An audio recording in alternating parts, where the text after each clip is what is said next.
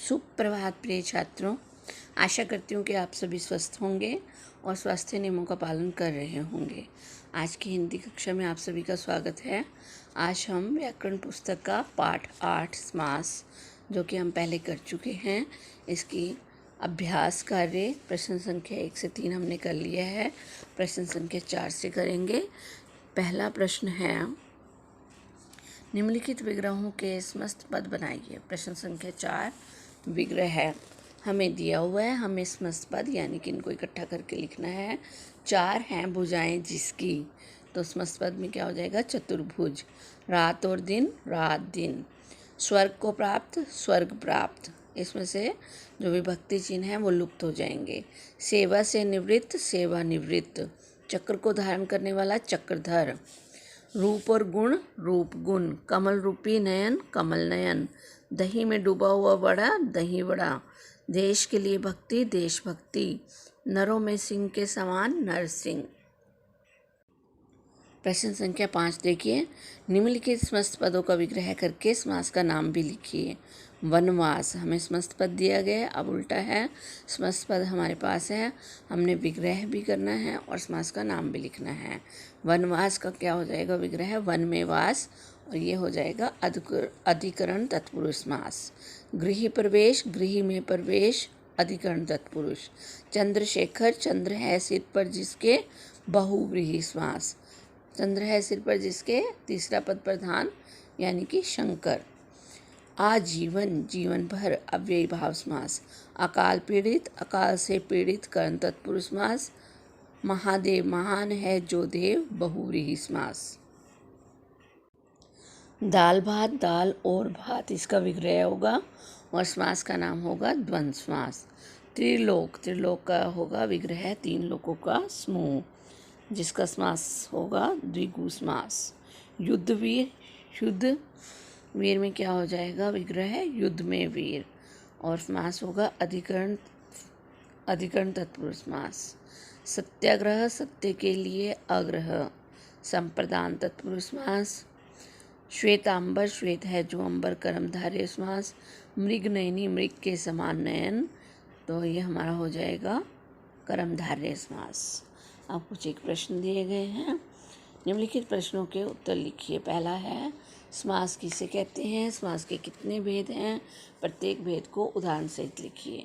तो समास अनेक शब्दों को संक्षिप्त करके नए शब्द बनाने की प्रक्रिया समास कहलाती है। समास के 6 भेद होते हैं: तत्पुरुष समास, कर्मधारय समास, द्विगु समास, अव्ययी भाव समास, बहुव्रीहि समास और द्वंद्व समास। अब हम इन्हें समझेंगे कि तत्पुरुष समास कौन से होते हैं। जिस समास पद में दूसरा पद प्रधान हो वह शब्दों के बीच आई विभक्ति चिन्ह हट जाएं, जैसे स्वर्ग प्राप्त, स्वर्ग को प्राप्त, ये हमारा हो जाएगा कर्म तत्पुरुष समास। कर्मधारय समास, जिस समास पद में पहला पद विशेषण और दूसरा पद विशेष्य होता है, यह दोनों पदों में तुलना होती है, उसे हम कर्मधारय समास कहते हैं, जैसे चंद्रमुख, चंद्र के समान मुख। द्विगु समास, जिस समस्त पद में पहला पद संख्यावाची विशेषण हो तथा समस्त पद समूह का बोध कराए, उसे द्विगु समास कहते हैं, जैसे नवग्रह, 9 ग्रहों का समूह। नेक्स्ट है अव्ययी भाव समास, जिस समस्त पद में पहला पद अव्यय और प्रधान हो और समस्त पद ही अव्यय बन जाए या क्रिया विशेषण का कार्य करे, उसे अव्ययी भाव समास कहते हैं, जैसे यथाशक्ति, इसका विग्रह होगा शक्ति के अनुसार। बहुव्रीहि समास, जिस समास में पूर्व पद तथा उत्तर पद दोनों में से कोई भी पद प्रधान नहीं होता अपितु कोई अन्य ही पद प्रधान हो, वह बहुव्रीहि समास कहलाता है, जैसे मुरलीधर, मुरली को धारण करने वाला, या मुरली को धारण किया है जिसने, अर्थात श्री कृष्ण।